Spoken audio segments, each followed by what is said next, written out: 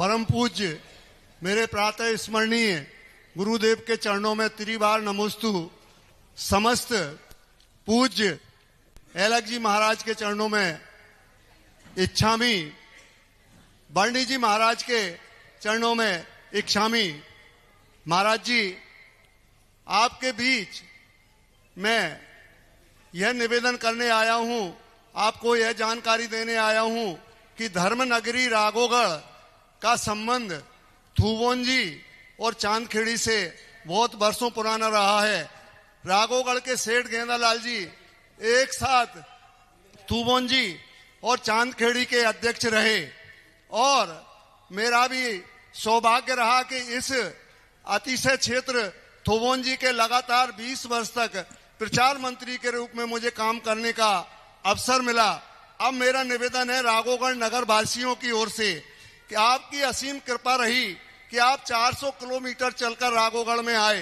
राघोगढ़ में आपने भव्य पंचकल्याणक महोत्सव कराया और पंचकल्याणक महोत्सव के बाद राघोगढ़ में सुधा सागर धाम स्थित संभवनाथ जनालय की इतनी लोकप्रियता बनी है कि शुभोदय तीर्थ से पुण्योदय तीर्थ बजरंगगढ़ जाने वाले यात्री प्रतिदिन 100 से 150 के बीच राघोगढ़ आ रहे हैं और हम राघोगढ़ में सुधा सागर धाम को लोकप्रिय बनाने के लिए निरंतर प्रयास कर रहे हैं और इसमें आपका हमें आशीर्वाद चाहिए।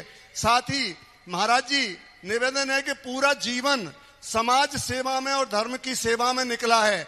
अब मेरा अंतिम समय धर्म आराधना सहित अंत समय समाधि पूर्वक निकले, इसके लिए आप हमें आशीर्वाद दें। और इसके साथ ही अब अगली जिज्ञासा मेरी ये है समाज सुधार से संबंधित। समाज सुधार की बात यह है महाराज जी, हालांकि मैं क्षमा चाहता हूं, मुझे 2 मिनट में अपनी बात कहना चाहिए थी, मगर मैं अपनी बात कह रहा हूं, इसके लिए आपसे क्षमा चाहता हूं। जल्दी। हाँ, ये निवेदन है महाराज जी कि आपके आशीर्वाद से पूरे देश में दिन में शादियां होने लगी, दिन में फेरे पड़ने लगे, मगर उसमें एक विसंगति ये आ गई है कि रात को 10 बजे से 12 बजे रात तक बारात निकलती है। ये एक बहुत बड़ी विसंगति आ गई है, इसमें हमें आपका आशीर्वाद चाहिए और समाज सुधार होना चाहिए। नमोस्तु महाराज जी। इसमें बहुत बोल ही रहा हूँ, जिसलिए मैंने चक्रवर्ती भाई की आगम परंपरा निकाली। गृहस्थी बसाना बुरा नहीं है कि गृहस्थी बसाने का तरीका बुरा है। रात्रि में तो राक्षसों की शादी होती है, राक्षसों की शादियों के रात, दिन में कभी भी हमारे भारतवर्ष में रात्रि के कोई कार्यक्रम है ही नहीं। चाहे अनुष्ठान हो, चाहे धार्मिक अनुष्ठान, सारे दिन में ही किए गए। सभी लोगों की रात्रियों का पूरे जैनागम में भरा पड़ा है।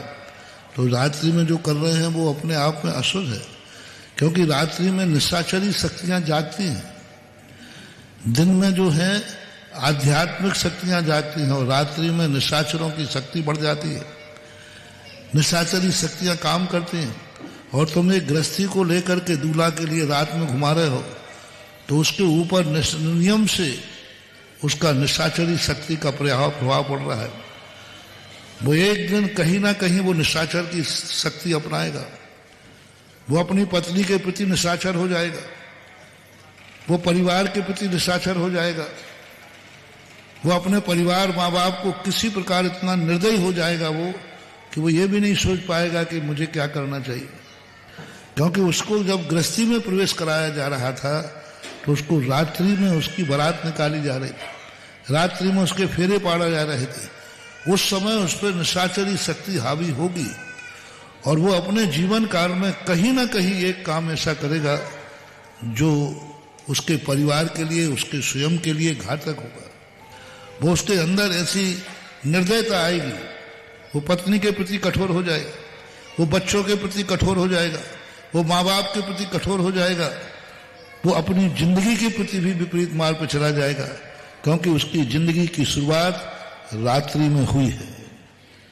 मेरा सभी लोगों से कहना है कि गृहस्थी भी तुम्हारी वो दीक्षा है।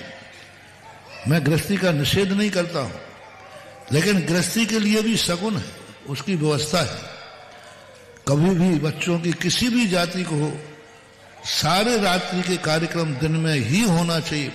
बारात भी दिन में लगना चाहिए, तोरण भी दिन में लगना चाहिए, भावरें भी दिन में पड़ना चाहिए और भोजन भी दिन में पड़ना चाहिए। कम से कम शादी का स्वभाव तो मंगल करो, बाद में तुम्हें जो करना है सो करते रहना। मैंने पूरे भारत के लिए एक मोटिवेशन दिए हैं 2-3 अभी छात्रावास में कि हम तुम्हारी जिंदगी नहीं बदल सकते, तुम्हारा जीवन कैसा निकले तुम जानो, लेकिन सगुन अच्छा करो।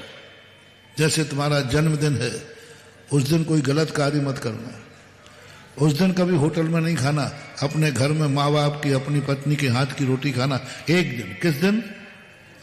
वो दिन तुम्हारा शुभ है।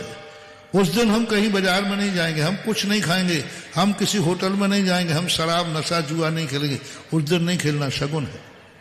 त्योहार के दिन नहीं करना, हाली दिवाली है, आज त्योहार है, आज के दिन हम कोई गलत कार्य नहीं करेंगे, हम होटल पर शराब आदि नहीं पिएंगे, हम आज घर में भोजन करेंगे, घर का भोजन करेंगे। जो आपके लिए नया वर्ष पड़ता है, नया वर्ष आपके साल भर, उसको एक दिन को शगुन कर लो, आगे पीछे की तुम्हारी जिम्मेवारी है, एक दिन कम से कम शगुन करो। इसी प्रकार से जिंदगी भर तुम्हें क्या करना है, मैं तुम्हें कोई बाध्य नहीं करूंगा, लेकिन जिस दिन तुम्हें जिंदगी में गृहस्थी में प्रवेश करना है, और शादी को दिन मंगल करो, उसको रात से हटा दो, उसको मंगल कर लो।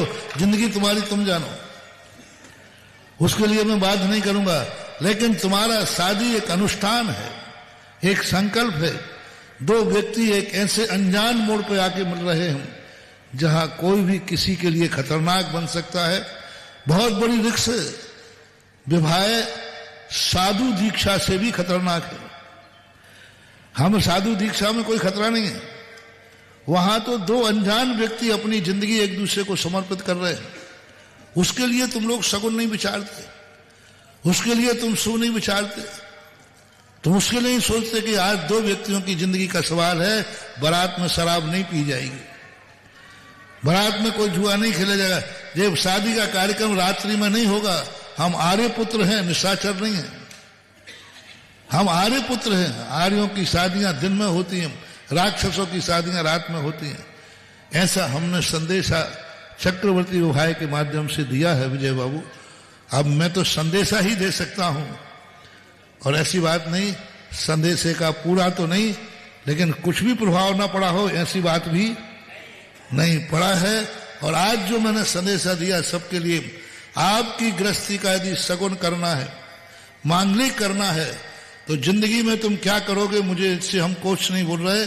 शादी के दिन आपको आपकी बारात में और आपके कार्यों में मंगल होना चाहिए, यानी शादी आप दिन में कीजिए, शराबखोरी शराब शादी से बंद कीजिए, जुआ खोलना बंद कीजिए, मात्र एक अनुष्ठान मान करके, भगवान की साक्षी मान करके एक गृहस्थी प्रवेश कीजिए।